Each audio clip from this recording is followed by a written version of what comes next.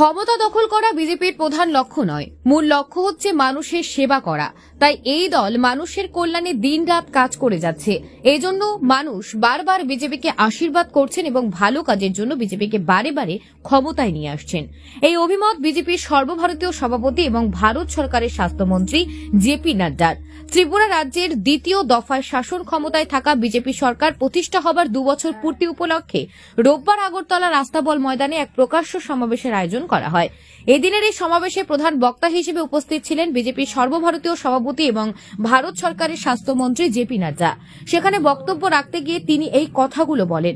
পাশাপাশি তিনি আরও বলেন, ভারতের প্রধানমন্ত্রী নরেন্দ্র মোদীর আশীর্বাদ এবং অধ্যাপক ডক্টর মানিক সাহার নেতৃত্বে দ্বিতীয় বিজেপি সরকারের 2 বছরে রাজ্যের সাধারণ মানুষ ব্যাপকভাবে উপকৃত হচ্ছেন। এর আগেও রাজ্যে যে 5 বছর বিজেপি সরকার ছিল, তখনও মানুষের কল্যাণে অনেক কাজ করা হয়েছে। তিনি জানান, এদিন সমাবেশের ময়দানে উপস্থিত মানুষের উৎসাহ উদ্দীপনার প্রমাণ করে রাজ্যের মুখ্যমন্ত্রী অধ্যাপক ডক্টর মানিক সাহা মানুষের আওয়াজ হয়ে উঠেছেন। 2019 এবং 2024 এই দুটি লোকসভা নির্বাচনে রাজ্যের দুটি আসন থেকেই বিজেপি প্রার্থীদের জয়ী করে পার্লামেন্টে পাঠানোর জন্য ভোটারদের ধন্যবাদ জ্ঞাপন করেন। মানুষ বারবার বিজেপিকে আশীর্বাদ করছেন, কারণ তারা মানুষের জন্য চিন্তা করেন এবং দিনরাত কাজ করেন। একেবারে প্রান্তিক এলাকায় বসবাসকারী সাধারণ মানুষের মধ্যেও যাতে সব ধরনের সরকারি সুযোগ সুবিধা পাওয়া যায়, পৌঁছে দেওয়া যায়, তার লক্ষ্যে কাজ করছে। তাই এই রাজ্যের মানুষ বারবার বিজেপিকে ক্ষমতায় নিয়ে আসবেন। বিরোধীরা এ রাজ্যে আর কখনো ক্ষমতায় আসতে পারবেন না, কারণ তারা মানুষের কল্যাণে কোনো কাজ করেনি। শুধুমাত্র ত্রিপুরা রাজ্যেই নয়, সারা দেশে বিজেপি মানুষের কল্যাণে কাজ করছে। তাই বিজেপি রাজ্যে পর পর ক্ষমতায় আসছে। গুজরাট রাজ্যে তো বিজেপির টানা 6 বার ক্ষমতায় এসেছে। বিজেপি সরকার গরিব এবং পিছিয়ে পড়া মানুষের সরকার বলে অভিমত ব্যক্ত করেন তিনি। ত্রিপুরা রাজ্যে রাজনীতির প্রসঙ্গে কথা বলতে গিয়ে জানান যে ত্রিপুরা বামেদের রাজত্বের রক্তে লাল হয়ে থাকত, এখন তার পরিবর্তন এসেছে। বর্তমান সরকারের সময় ত্রিপুরা রাজ্যে অপরাধের হার 20% কমে গিয়েছে। অপরাধের তালিকায় নিচের দিকে থেকে 3 নম্বর স্থানে রয়েছে ত্রিপুরা। রাজ্য সরকারের উন্নয়নমূলক কাজকর্ম সম্পর্কে কথা বলতে গিয়ে তিনি জানান, বর্তমান সরকারের সময় ব্যাপক উন্নয়ন হয়েছে এই রাজ্যে। সরকারি অফিসগুলিকে ডিজিটালাইজেশনের মাধ্যমে আধুনিক এবং উন্নত করা হয়েছে। বিধানসভার সব কাজকর্ম এখন ডিজিটাল পদ্ধতিতে সম্পন্ন করা হচ্ছে। এই রাজ্যের যে উন্নয়ন হয়েছে তা অটল বিহারী বাজপেয়ী প্রধানমন্ত্রী থাকাকালীন এবং নরেন্দ্র মোদী দেশের প্রধানমন্ত্রী হিসেবে দায়িত্ব নেওয়ার পর। সেই সঙ্গে বাম এবং বিজেপির প্রসঙ্গ টেনে তিনি আবারও বলেন, তারা প্রকাশ্যে লড়াই করার কথা বললেও ভেতরে ভেতরে তাদের মধ্যে ব্যাপক বন্ধুত্ব রয়েছে, যার প্রতিফলন গত নির্বাচনে দেখা গিয়েছে। এই দুটি দল মিলে ত্রিপুরাকে রক্তে লাল করেছিল। প্রতিদিন খুন এবং ধর্ষণের ঘটনা ঘটত। বিজেপি সরকার ক্ষমতায় আসার আগে এ রাজ্যে বহু বিজেপি কর্মকর্তাদের খুন করা হয়েছে, কিন্তু এখন অবস্থার পরিবর্তন হয়েছে। বর্তমানে নারীরা রাতের আধারেও নিরাপদে চলাফেরা করতে পারছেন। लोकसभा के चुनाव के बाद मुझे आने का यह पहला मौका मिला है। मुझे खुशी है कि मेरे साथी लोकसभा में और यहां के पूर्व मंत्री और आपके लोकप्रिय सांसद भाई विप्लव देव भी आ गए हैं। इनका भी मैं स्वागत करता हूं, अभिनंदन करता हूं। मैं आपको बताना चाहता हूं कि लोकसभा के चुनाव के बाद ये मैं पहली बार आया हूं।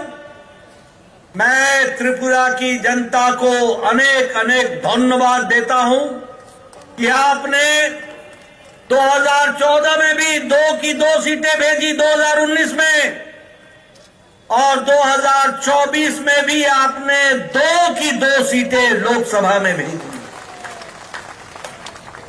मित्रों, ये आपका आशीर्वाद बारंबार मिल रहा है। मैं त्रिपुरा की जनता को धन्यवाद करता हूं, नमन करता हूं। उनसे मुझे ताकत मिलती है। लेकिन मैं ये भी बताना चाहता हूं कि त्रिपुरा की जनता बार बार आशीर्वाद कमल के निशान को, आदरणीय मोदी जी को, भाई विप्लव देव को, बहन कीर्तिवर्धन जी को, हमारे मानिक शाह जी के नेतृत्व में त्रिपुरा की जनता बारंबार आशीर्वाद क्यों दे रही है? ये इसलिए दे रही है क्योंकि हम जनता के सेवक हैं।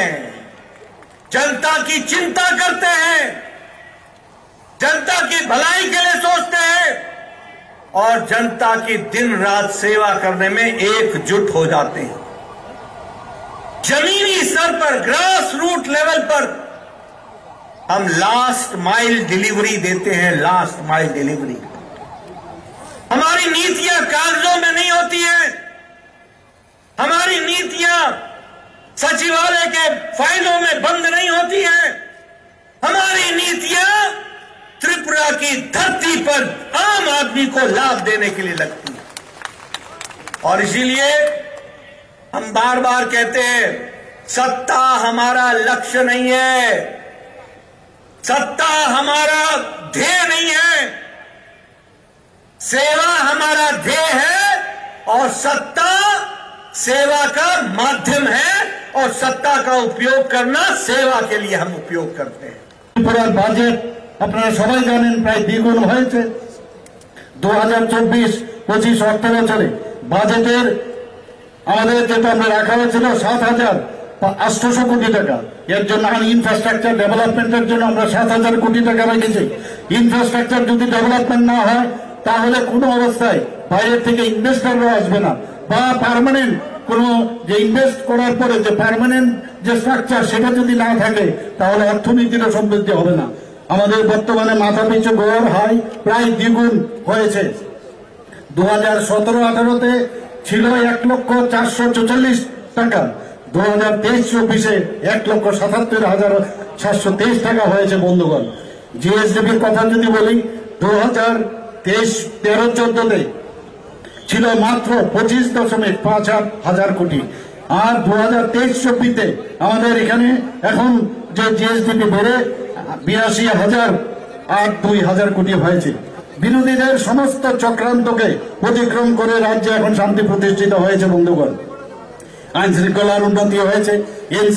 এনসিআরবির যে রিসেন্ট আমাদের যে রিপোর্ট তাতে দেখা গেছে নিচের দিক থেকে, আমি সব জায়গায় সবসময় সেটা বলি, 3য় স্থানে রয়েছে। মহিলাদের ক্ষেত্রে নিচের দিকে 8ম স্থানে আমাদের রয়েছে। প্রভূত যোগাযোগ ব্যবস্থার উন্নতি হয়েছে।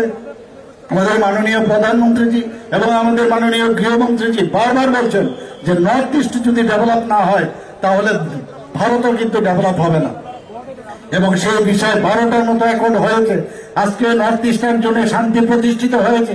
কিছুদিন আগেও আমাদের এখানে যারা এনএলএফটি এবং এটিটিএফ এর অস্ত্র সেই অ্যাকর্ডের কারণে তারা সারেন্ডার করেছে। এখন আমরা বলতে পারি যে ত্রিপুরা এখন মানে টেররিস্ট মুক্ত ত্রিপুরা, সেটা আমরা দাবি করতে পারি বন্ধুগণ। এখন চারিদিকে যে হীরা মডেল আমাদের মাননীয় প্রধানমন্ত্রীজি বলেছেন যে আমি হীরা মডেল দিব 2018 আগে, এবং সেই অনুযায়ী যেমন বলা তেমন মানে সেটা করেছেন উনি। আজকে এখানে ন্যাশনাল হাইওয়ে এসছে, ইন্টারনেট হচ্ছে, এখানে রেলওয়ে হচ্ছে, এখানে এয়ারওয়ে হচ্ছে, সব দিক থেকে এখন ত্রিপুরা উন্নতি অনেক উপরে এখন স্থান নিয়ে নিয়েছে।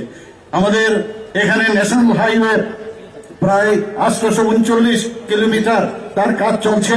Third gateway in terms of internet যদি বলি, মুম্বাই এবং চেন্নাইয়ের পরিবর্তে পরে ত্রিপুরার স্থান এই থার্ড গেটওয়ে যে ইন্টারনেট। মহিলাদের সুরক্ষা, ক্ষমতায়ন ও স্বনির্ভরের অগ্রাধিকার আমরা দিচ্ছি। মহিলাদের জন্য 33% রিজার্ভেশন আমরা রেখেছি। 50% সরকারি যদি কোনো স্টল হয় সেখানে মহিলাদের জন্য আমরা রিজার্ভেশন রেখেছি। আমরা যদি কোনো জমি কিনে তাহলে 5% থেকে মহিলাদের নামে যদি রেজিস্ট্রি হয় সেখানে 4% আমরা করেছি। আমরা কলেজ ফি, যারা মহিলা আমাদের ডিগ্রি কলেজে পড়ছে তাদের সমস্ত রকমের ফি আমরা মুকুব করেছি। পিঙ্ক টয়লেট আমাদের বাজেটে আমরা বলেছি, রাস্তায় উন্নয়নের সম্মান যাতে বজায় থাকে সেখানে মহিলাদের জন্য আমরা পিঙ্ক টয়লেট করেছি। যুবকদের কর্মসংস্থানের প্রাধান্য আমরা দিচ্ছি। সরকারি চাকরি কিছুদিন আগে আপনারা দেখেছেন, আমি এই ময়দান থেকে আমি বলেছিলাম, আমাদের মাননীয় যশস্বী গৃহমন্ত্রীজি ভার্চুয়ালি আমাদের সাথে যুক্ত ছিল। ত্রিপুরাতে 2018-তে এখন পর্যন্ত সরকারি চাকরি 16,451 জন পেয়েছে বন্ধুগণ। আউটসোর্সে 5,771 জন পেয়েছে। সিকিউরিটি গার্ড সরকারি এবং বেসরকারি পদে 2,937 জন পেয়েছে। এমপ্লয়মেন্ট জেনারেশন টিআইডিসির তরফ থেকে এখন পর্যন্ত 6,017 জন পেয়েছে বন্ধুগণ। এমএসএমইর মাধ্যমে প্রায় 2 লক্ষের অধিক এন্টারপ্রেনার এখন তৈরি হয়েছে ত্রিপুরাতে। বেকারত্বের যদি কথা বলি,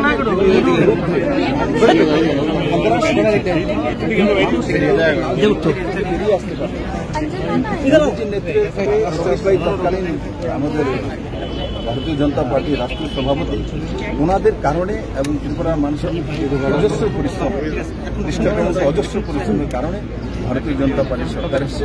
আর এই সরকার যে জনমুখী জনতা সেগুলো আজকে যে ডেটাগুলো ডক্টর মানিক শাহ মুখ্যমন্ত্রী মহোদয় এবং জেপি নাড্ডা যে আমাদের রাষ্ট্রাধ্যক্ষ পুরো ভারতবর্ষের সামনে রাখলেন, এগুলো প্রমাণ হচ্ছে।